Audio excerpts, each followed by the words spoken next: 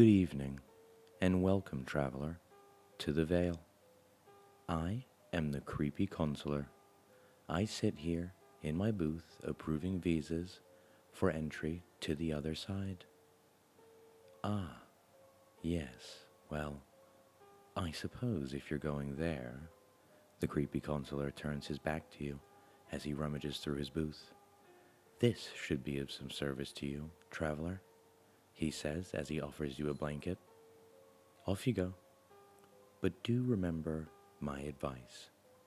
If you feel uneasy, or if they notice you at any point, run, and I will open the veil for you again.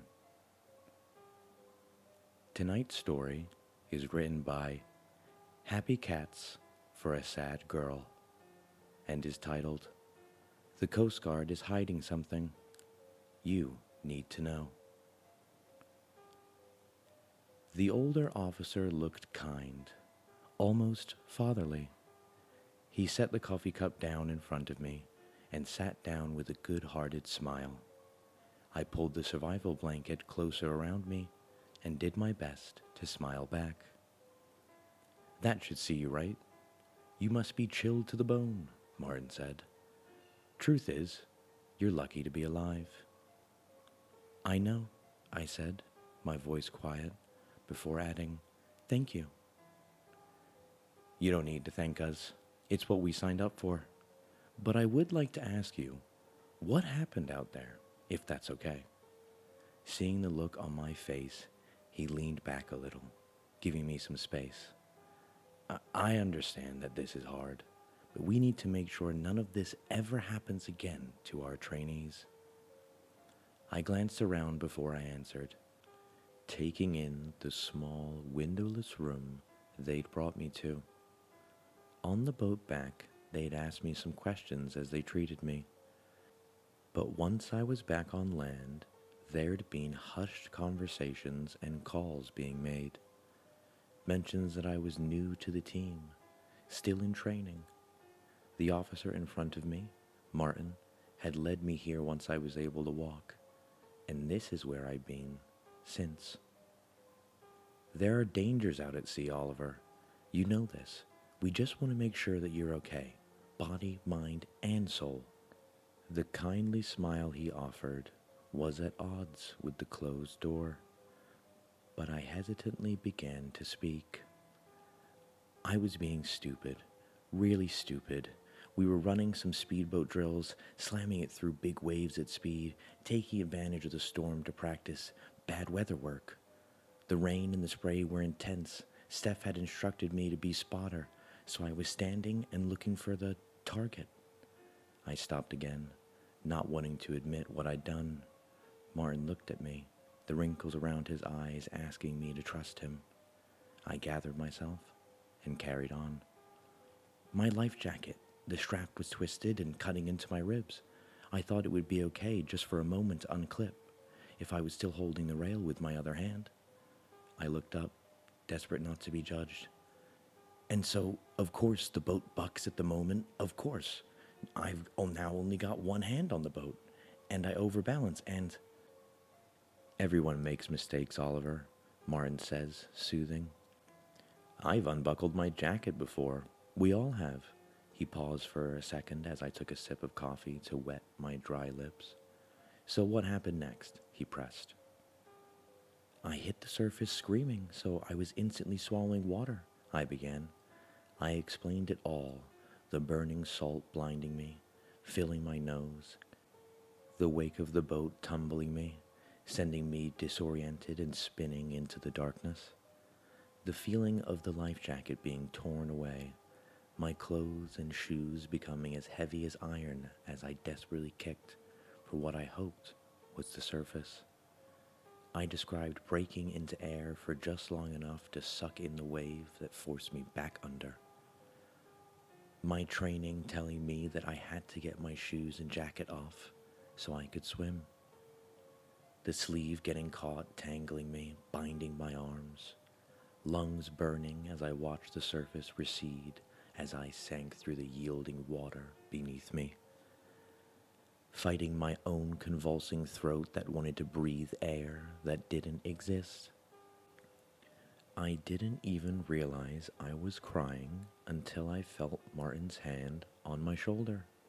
"That's awful," he said. It was a kindly gesture, but Martin was stiff. There was an intensity in his eyes that he was attempting to mask with his fatherly demeanor. "You sound like you were in a lot of trouble. How did you get back to the surface?" My mind flashed back, forcing me to relive the experience. The ocean had become dark so quickly. The dim light of the gray sky snuffed out by the heavy water that parted effortlessly beneath me. I'd wrenched against the fabric of my shirt, kicked uselessly with my booted feet, bitten my tongue, and tasted blood mixed with salt. All so futile. I'd gone to scream, one final defiance against the inevitability of death, when the world shifted around me. Something moved, something big, a presence so colossal that it had seemed like the darkness itself had taken form. I was sinking, a struggling, dying speck that fell unnoticed into the void. And then all at once the void turned, and it was like the ocean itself beheld me. Martin's eyes were piercing, as if he could read my thought through my silent memories. I wanted to tell him everything, but something inside me recoiled. My dry throat tightened in the stuffy air, and I shifted against the chair. I had my flotation device, the emergency one. I managed to get my arms to it and pull. It kept me alive until the boat found me, I tried. The lie hung in the room for a second, feeling almost like a physical presence. Martin paused before smiling and sitting back down in his seat. Inscrutable, he grabbed a box of tissues and held them out to me. "They didn't find a flotation device on you," he said as I dabbed my face. "Oh," I muttered. "I think I dropped it just before they got to me." "They're bright, deliberately hard to miss."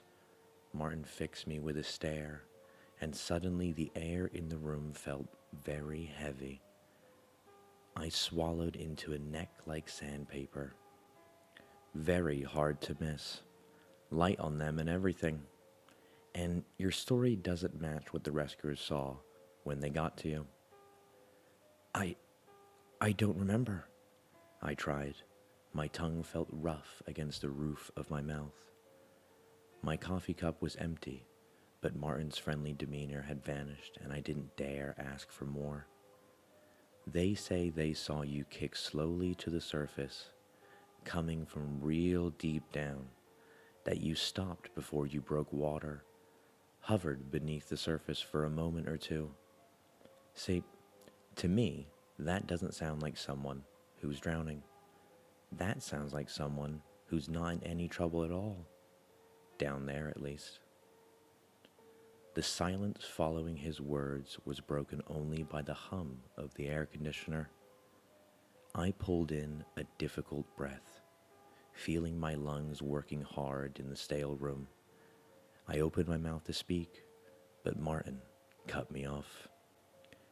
"Seafarers tend to be a superstitious lot, Oliver.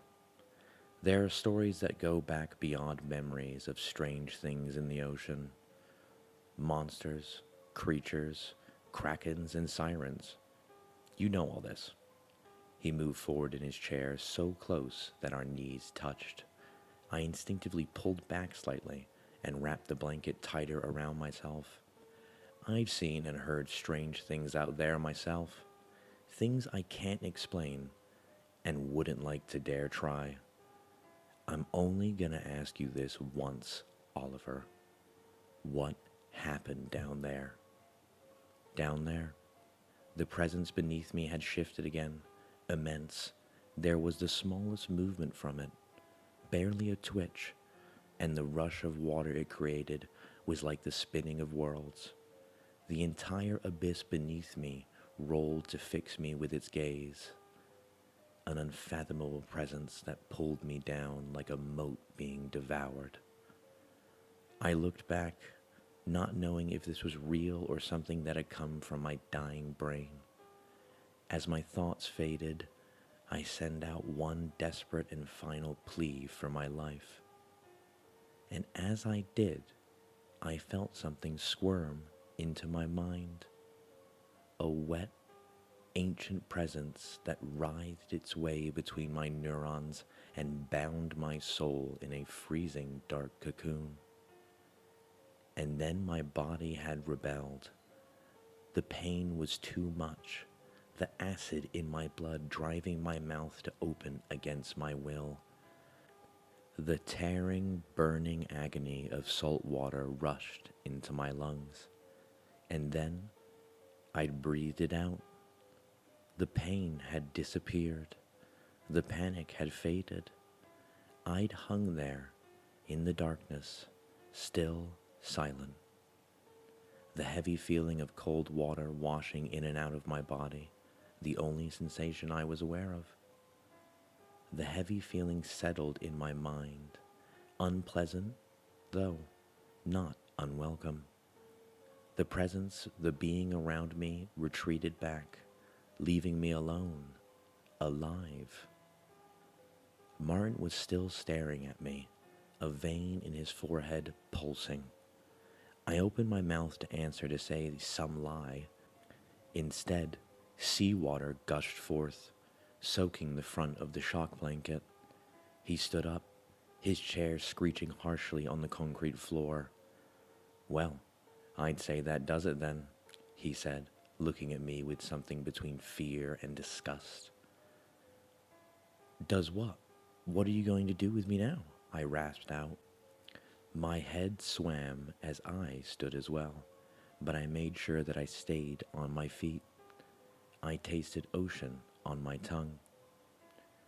"We're a military branch, Oliver. You'll be taken into custody and held somewhere safe. This isn't your fault, but you're dangerous now, and we can't have you wandering free. You've touched them.